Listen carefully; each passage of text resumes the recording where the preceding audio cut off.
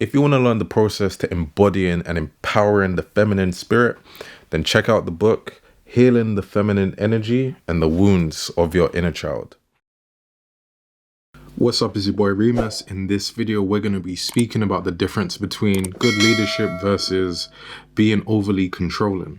Because this subject comes up quite a lot, actually, because many women are in tune with that part of themselves that wants to have a guy who takes charge, who basically has balls and he likes to lead. But then what happens is they find themselves in situations where many of these types of guys, or these guys that seem like they are, good leaders, they end up making her feel like she's a little bit controlled, and oftentimes it leads to bad results. So we're going to talk about that today, and we're going to talk about the differences between the type of guy who is a good, righteous leader and the type of guy who is basically just being controlling. But we'll start by saying that a man is definitely in control. One of the greatest things about the masculine leader is that he enables a woman to surrender control. A lot of people don't like the word submission because they've had bad experiences and they see bad experiences and they kind of tie it to that word, like submissiveness and stuff. But let's change the term and let's say surrender control, because then a lot of women will feel like it's actually empowering because they're discerning who they want to surrender control to. But then it also, I'm not going to lie, it does put accountability and responsibility on men, because now they have to be worth the control that she would want to surrender. So if you want her to surrender control, you have to be the type of guy who is trusted in that control. Now, in order to be like this, and the first point we can say, which makes a man a good, righteous leader over being a controlling type of guy, is the type of guy who wants to serve higher principles rather than serving his ego. A lot of guys want to use control as a way to validate their ego. They're using it as a way to feel big about themselves, to feel big, to feel bad, to feel tough, to feel like, oh yeah, I'm the man, rather than actually looking at how this makes sense, like why you should actually be the one leading. So you'll be able to look at his actions and think to yourself, is he being mature with this control he has, or is it coming from a place of hurt? Is it coming from a place of insecurity? Is it coming because he's trying to patch up some old wounds? Is he doing it because he's trying to be a certain way and he's finding his self-confidence and self-belief he's finding his self-belief and self-confidence through the possession or control of another person? Or is it because he is very mature, he's healthy, and he's doing it because he lives with principles, he lives according to boundaries, he lives according to direction and so on? Like, is he himself trying to be the type of guy who's doing right by any control that he has? Which would then lead us to the second point, right?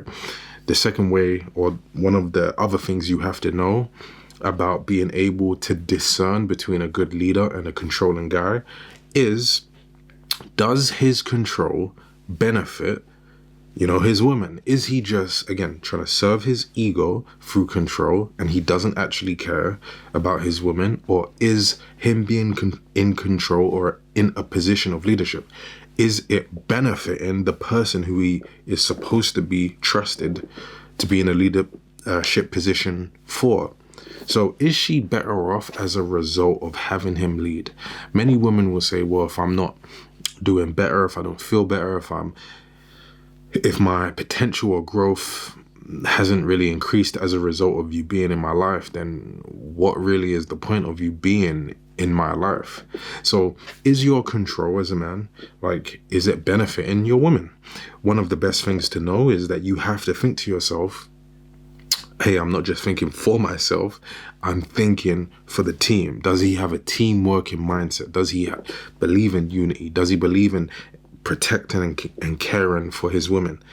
Does he or does he not? Or is that an afterthought to him? Because the best type of leader we could say is the type of person, whether it be man or woman, is the type of person who truly, truly is caring about, those who they are directing or overseeing or guiding.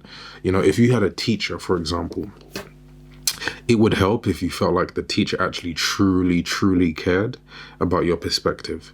If we had, I say this a lot, let's say the prime minister or the president, if we truly felt like they really, really cared about us, we perhaps wouldn't mind doing everything they tell us to do. But we just know that they use the position of leadership they have to serve themselves.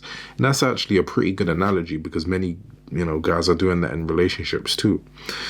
And then another, other benefits we could talk about is she safer as a result of being, under your leadership? If your leadership doesn't actually make people feel protected, make them feel safe, make them feel like, oh, this is peace amongst the chaos. Oh my gosh, this is like a relief amongst all of the crazy things in the world, like a safe place.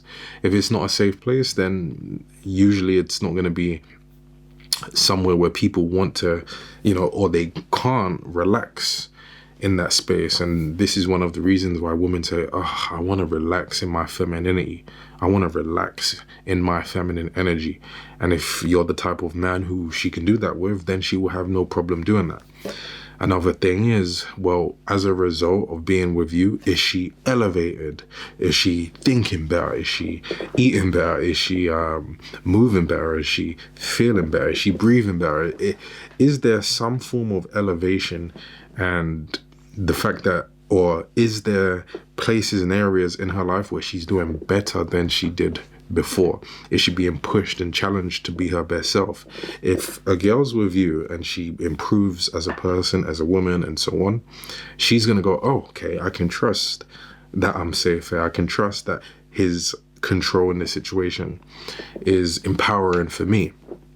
And this is a whole nother perspective that many guys don't really think from. And then we can say, is she softer as a result of being, with that guy? Is he the type of guy who, when he leads, he is the hard body, the hard shoulders, the hard structure that allows her to be softer, that allows her to flow, and so on. If many guys had this type of mindset, then I think many women wouldn't have a problem, surrendering control to their man.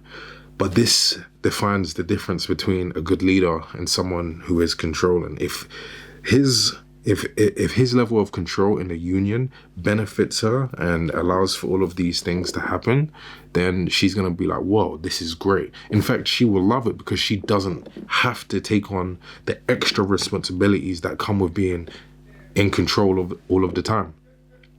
Many women in today's society are forced to take on both roles. They have to be both the masculine and feminine, and they have to do this. They have to switch in between all of the time. Because even if sometimes they're with a guy, they're still not with an actual man, because a lot of these guys aren't a man. So if you are the type of guy who she can soften up with, she'll love that. And then ultimately, let's just say it like this: a man who is a good leader, he doesn't care about all of the things that I just said. The guy leading, or I wouldn't even say he's leading at that point, but the guy taking control, right? And doing it for the purpose of serving his ego. He doesn't care about his woman being softer. He doesn't care about his woman feeling safe. He doesn't care about her being smarter or elevated. He doesn't care about considering her perspective and is it a benefit for her.